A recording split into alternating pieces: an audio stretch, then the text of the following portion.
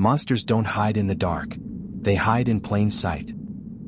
On the night of July 22, 1991, Milwaukee police officers believed they were answering a routine call.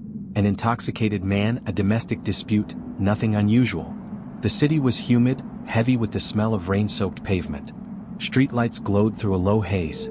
Most people were settling into their apartments, thinking about dinner, television, tomorrow's work shift. No one in the entire building on North 25th Street had any idea their world was seconds away from shattering. Two police officers, Rolf Mueller and Robert Roth, followed a frightened young man who claimed he had escaped from a stranger's apartment. He could barely speak, his breath sharp, trembling, his eyes flicking back toward the building as if terrified the man inside might come after him. He kept repeating one name. Jeffrey Dahmer. To the officers it meant nothing yet. Just another tenant. Just another call. But in the years that followed, that name would become a symbol of one of the darkest chapters in American criminal history. The officers walked up the narrow staircase, their footsteps echoing in the dim, sticky hallway. A faint, strange odor hung in the air, something people in the building were already used to dismissing. On the door of apartment 213, a brass number plate sat slightly crooked, the only hint of anything out of place. Officer Mueller knocked. The door opened slowly, and Jeffrey Lionel Dahmer stood there. Quiet, polite, hands at his sides, eyes calm behind his glasses as if none of this surprised him. He looked like an accountant, a bookstore clerk, the man who sat alone on the bus every morning, someone who would apologize if he accidentally stepped on your shoe. He did not look like a man under investigation. He did not look like a threat. He did not look like someone capable of unimaginable darkness. And that, more than anything else, was the problem. Is something wrong, officers? Dahmer asked softly. His voice was steady, almost gentle. A voice that disarmed suspicion. A voice that had fooled neighbors for years. The officers entered the apartment. At first, nothing seemed unusual. A couch. A fish tank. A small table with magazines. A bedroom half hidden in the shadows of the hallway. Then something shifted. A smell, faint, sour, unfamiliar, moved through the air like a warning. The officers exchanged glances. Dahmer noticed. I had some meat go bad. My freezer broke a while ago, he said casually, as though the explanation should have been enough. But the man who had escaped kept pointing frantically toward the bedroom. His breathing grew rapid, his voice unsteady. Fear radiated from him like heat. Officer Mueller asked for the key to the handcuffs still locked around the man's wrist. Dahmer hesitated. That hesitation cracked the mask for the very first time. Mueller stepped toward a small bedside drawer partially open. Don't, Dahmer whispered. Not violently, not angrily, just quietly, pleading almost. But it was too late. The officer opened the drawer. And whatever he saw inside transformed the entire room. In that instant, the quiet man was gone. The harmless appearance vanished. The calm evaporated. Mueller stepped back, eyes widening, a cold shock running through him. Cuff him. The officer's voice changed, sharp, urgent. Dahmer didn't run. He didn't fight. He didn't argue. He simply said in the same soft voice, "For what I did, I should be dead." The arrest was not dramatic. There was no struggle, no chase, no violence.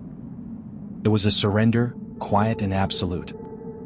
And as officers led Dahmer out of the apartment, neighbors peeked through cracked doors, confused, unaware that they were watching the fall of a man whose secrets had haunted Milwaukee for more than a decade. The building itself seemed to exhale, a long, shaking breath of truth finally breaking free. As Dahmer was placed into the back of the cruiser, officers inside the apartment radioed their supervisors. But the voices on the radio didn't sound normal. They were shaky, disbelieving, uncertain how to even describe what they had just discovered. Few officers, few detectives, few cities are ever prepared for the moment they realize the monster they had been searching for didn't look like a monster at all. He lived next door. He smiled politely. He blended into the background. He said hello in the hallway. The danger was never in the shadows. It was in plain sight. News traveled fast. Lieutenants, homicide detectives, and crime scene units were dispatched immediately. More officers flooded into the small apartment building until the narrow hallway felt like a pressure chamber. Behind yellow tape, residents whispered, "What did he do? Is it serious? He always seems so quiet. Jeff? That's impossible." The building crackled with shock, disbelief, and fear. By dawn, the street outside was crowded with reporters, police vehicles, flashing lights, and stunned neighbors who couldn't reconcile the image of the polite young man they had known with the horrors now emerging from apartment 213. The arrest of Jeffrey Dahmer wasn't just the end of a nightmare. It was the beginning of a national reckoning, a reckoning about missed warning signs, about vulnerable communities overlooked, about assumptions that cost lives, about evil that doesn't roar, but whispers, and about a man who hid an unimaginable darkness behind the softest smile. Monsters are not born fully formed. Sometimes they begin as shadows in quiet homes. Long before the world knew his name, long before Milwaukee became synonymous with fear, Jeffrey Lionel Dahmer was simply a child in a modest home in Bath Township, Ohio, a quiet, tree-lined suburb where life moved gently, predictably, and safely, or so it seemed. If the night of his arrest revealed the end of the story, his childhood reveals where the shadows first began to grow. This chapter does not excuse his actions. It traces the early fractures, emotional, environmental, and psychological, that shaped the man he eventually became. Jeffrey Dahmer was born on May 21, 1960, to Lionel and Joyce Dahmer, a young couple struggling to navigate adulthood, marriage, and their own personal demons. To neighbors, the Dahmer house looked peaceful.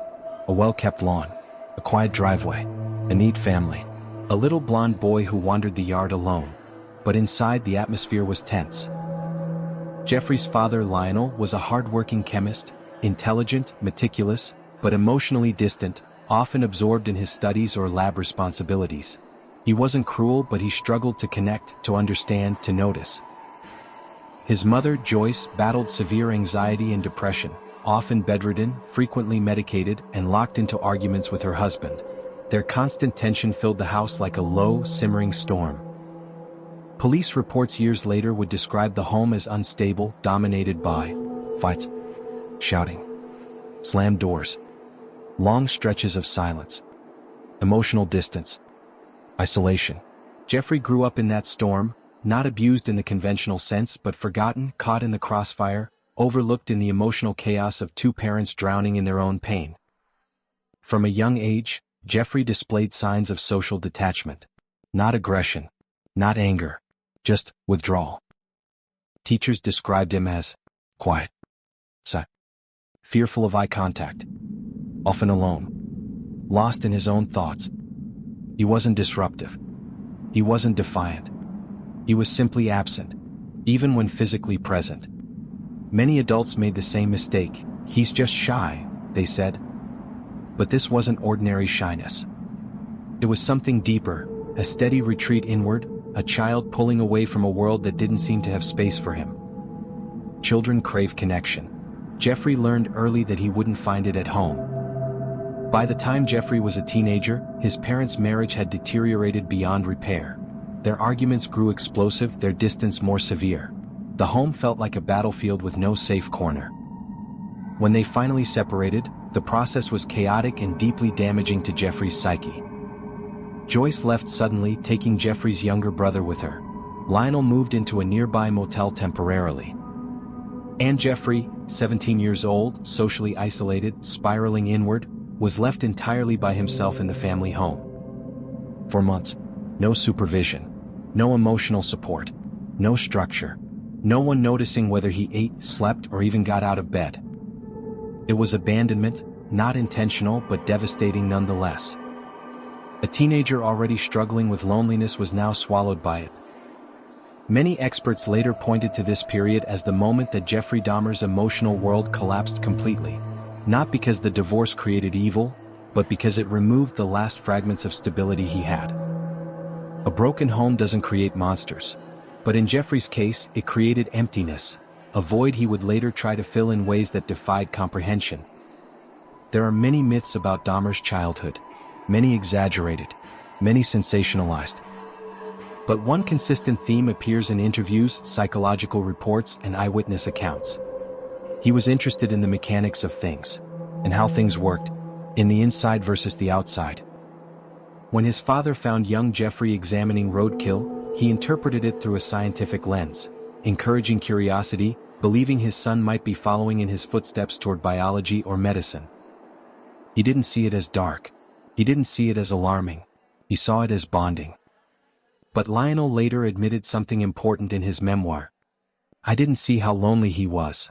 Jeffrey's activities weren't about harm, they were about control, stability, and understanding something he couldn't understand about himself. This misunderstanding would become a pattern in Jeffrey's life. People didn't see danger because he didn't present danger. They saw a quiet boy with unusual hobbies, not a boy slipping deeper into emotional isolation. In high school, Jeffrey Dahmer was known by classmates as a prankster. Awkward. Unpredictable. Often intoxicated. Socially peripheral. The Dahmer fan club, a term students jokingly used, developed around his bizarre behavior. He would pretend to have seizures, speak in strange voices, and perform unexpected antics to get laughs. Students at the time didn't realize what was happening. Jeffrey wasn't seeking popularity. He wasn't being rebellious. He was hiding. Hiding the turmoil. Hiding the loneliness. Hiding the growing fractures inside him. Hiding behind a mask that made people laugh instead of looking closer. A mask he would later wear as an adult. The harmless, socially awkward man who seemed incapable of danger. Alcohol entered Jeffrey's life early. Too early. By age 14 he was drinking heavily. By age 16 he was drinking daily. By age 18 he was dependent. He drank before school, during school, after school, at home, in the woods, in his room. Alcohol wasn't a hobby, it was an escape. He drank to quiet the loneliness. He drank to silence the thoughts he didn't understand. He drank to drown the emotional coldness of his home. He drank to stay numb. Teachers noticed, students noticed, but no one acted. Again the pattern. Jeffrey didn't look dangerous. Jeffrey looked sad. Jeffrey looked lost. Jeffrey looked like a boy who needed help, not a boy capable of harm. And so he drifted through the cracks. The school system didn't intervene. Child services didn't intervene. His parents couldn't intervene, they were too consumed by their own struggles. Dahmer's childhood wasn't the origin of a monster. It was the origin of a void. A deep emptiness he never learned how to fill or escape. The defining moment of Jeffrey Dahmer's youth came just after high school graduation. He was alone. His mother gone. His father gone. His brother gone. The house silent. The world indifferent. The loneliness became a kind of constant ache, the first form of hunger he couldn't control. Left unsupervised, unanchored, and emotionally hollow, Jeffrey's life began drifting toward a path no one could have predicted. A path that would eventually collide with the tragic events of adulthood and the horrors discovered in 1991. But before that there was one more turning point. One moment that marked the end of the lonely, invisible boy. And the beginning of the man who would one day hide behind the quiet mask of apartment 213. Some tragedies begin not with violence but with silence. By the late summer of 1978, the lonely boy who had once wandered through Ohio neighborhoods unnoticed was now a young man standing at the edge of adulthood, and completely unprepared for it. Graduation had come and gone. Friends had moved on. His family had fractured. His home had become a vacuum. And inside that vacuum, Jeffrey Dahmer was alone in every sense of the word. What happened next did not emerge from thin air. It was the culmination of years of emotional abandonment, untreated psychological turmoil, increasing isolation, alcoholism, and the collapse of the fragile structure that had barely held his life together. This chapter does not detail graphic violence. It explores the psychological descent, the environment, and the emotional unraveling that led to the first irreversible break in Jeffrey Dahmer's life. June 1978. The house in Bath Township felt more like a silent museum than a home. His mother and younger brother had moved away without him. His father had relocated after the divorce. The refrigerator hummed. Dust gathered on windowsills. The halls echoed when he walked through them. For most teenagers, the idea of having a house to themselves might feel liberating. For Jeffrey, it felt like the world had abandoned him. No structure, No supervision. No emotional anchor. No guidance. No one to ask where he was going. No one to ask how he felt. Just silence, deep, suffocating silence. And silence can be its own kind of pressure. Jeffrey filled it the only way he knew how, with alcohol.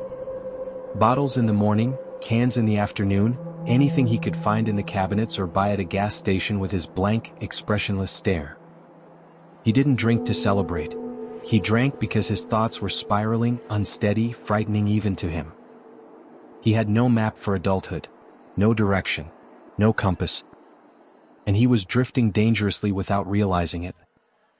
One June evening, with his emotions unhinged and alcohol numbing his inhibitions, Dahmer made a decision that would alter the course of his life forever. He was driving along a rural road when he saw a young hitchhiker walking with a backpack slung over one shoulder. The boy was Stephen Hicks, 18 years old, heading toward a concert full of youth, energy, and optimism. Jeffrey slowed the car. Why that moment? Why that person? Investigators later argued that Dahmer's emotional implosion, the abandonment, the isolation, the detachment, had reached a breaking point. Others suggested he was searching for company, not violence. Psychological reports described it as an act born from desperation for connection, not predation. But the truth is simpler and more tragic. Jeffrey Dahmer didn't know how to be alone anymore, and he didn't know how to keep someone without breaking them. He offered Hicks a ride. Hicks accepted. He was friendly, trusting, unaware of the storm brewing beside him. They returned to the empty house. They talked. They listened to music.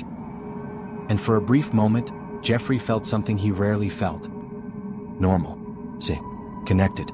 But when Hicks decided to leave, something inside Dahmer snapped. The thought of the only person who had spoken to him in months walking away, leaving him alone again in that silent house. It triggered the deepest fear he carried. Abandonment. Not the abandonment of a stranger, but the echo of his parents walking out, the echo of classmates moving on, the echo of years of emotional neglect. And in that moment of panic, intoxication, and emotional collapse, Jeffrey crossed a line from which there was no return. We do not describe the details. They are documented elsewhere with unnecessary sensationalism. What matters is what followed. After the act, something shifted in Dahmer's mind. He didn't flee. He didn't hide. He didn't plan an escape. He simply sat in the silence of the house, staring at what he had done, unable to process it fully. Psychologists later described this moment not as triumph or rage, but as shock, the realization that the line between thought and action had dissolved. The boy who once hid behind pranks in high school had now done something he could never undo. And instead of confessing, instead of seeking help, instead of running to someone, Jeffrey did what he had always done. He hid. Not because he wanted to evade consequences, but because he didn't believe anyone would understand him. He didn't believe anyone would listen. He didn't know how to tell the truth about himself. And just like that, Jeffrey Dahmer stepped into a world of secrecy, from which he would never return. In the days that followed, Dahmer returned to a routine. He mowed the lawn. He ate breakfast. He drove aimlessly. He drank even more. He pretended nothing had changed. But everything had. Neighbors saw him outside working in the yard, waving politely. He attended family events with a blank expression. His father checked in occasionally, unaware of the storm beneath the surface. Jeffrey was not proud. He was not boastful. He was not outwardly excited. He was terrified. Terrified of what he had done. Terrified of what it meant about him. Terrified of the loneliness that still consumed him. Terrified of the future that suddenly felt distorted and irreversible. When Lionel eventually returned to the family home and found Jeffrey in a deteriorated state, drunk, unfocused, emotionally unstable, he thought his son was merely struggling with the divorce. He couldn't see the bigger truth. Jeffrey Dahmer had crossed a psychological threshold that he didn't know how to step back from. Lionel, desperate to help, encouraged Jeffrey to attend college. But the emotional damage was already too deep. Jeffrey lasted only a few months at Ohio State before dropping out. Drinking, skipping classes, isolating himself in dorm rooms. Next, Lionel pushed him into the military, hoping structure would fix him. For a while, the discipline seemed promising. Waking up early, routines, camaraderie, responsibility. But alcohol followed him. Isolation followed him. The emotional void followed him. And soon Jeffrey Dahmer was discharged. Not for violence, not for danger, but for alcoholism, the symptom no one had ever treated. He returned to America with no direction, no plan, and no support. And the secret he carried inside him only grew heavier. For nearly a decade after the first crime, Dahmer did not commit another. This period, often misunderstood, is crucial to understanding the psychology of the case. He wasn't cured. He wasn't reformed. He wasn't safe. He was simply drifting through life in a fog of alcohol, depression, loneliness, failed attempts at normality, untreated trauma, profound emotional disconnection. He bounced between jobs, cities, and living arrangements. He lived briefly with his grandmother in Wisconsin, one of the few anchors of love he ever had. And during this period, the conflict inside him grew like a pressure cooker. Jeffrey didn't want to commit again. He didn't plan to. But he also never sought help. Never told anyone the truth. Never confronted the storm inside him. The emotional void was still there. The obsession with control still there. The loneliness still suffocating. And eventually, after years of trying to suppress it, the pressure reached breaking point again. In the late 1980s, Jeffrey Dahmer began living alone again, and with solitude came the return of the compulsions he had spent years trying to drown in alcohol. Milwaukee's nightlife became his new escape. Bars, clubs, late-night streets, places where he could blend in easily, places where no one knew his past. Once again he appeared quiet, soft-spoken, harmless. And once again people underestimated him. The void had widened. The mask had strengthened. The loneliness had grown unbearable. And the secrecy that started in that empty house in Ohio was about to spill into the streets of Milwaukee, with consequences that the world would later struggle to comprehend. The night Milwaukee would never forget didn't begin with sirens. It began with a single heartbeat. Inside the narrow, dimly lit corridors of the Oxford apartments, a young man named Tracy Edwards sat frozen on the edge of Jeffrey Dahmer's couch. The smell in the room was wrong, chemical, metallic, stale, a smell thick enough to taste. The air conditioning hummed even though the room was cold enough to make his skin prickle. Across from him, Jeffrey Dahmer sat in silence. Not angry, not threatening, just watching. His face was expressionless, but his eyes carried a weight Tracy couldn't understand. Heavy, unblinking, a gaze that locked onto him the way a person stares at a memory they don't want to lose.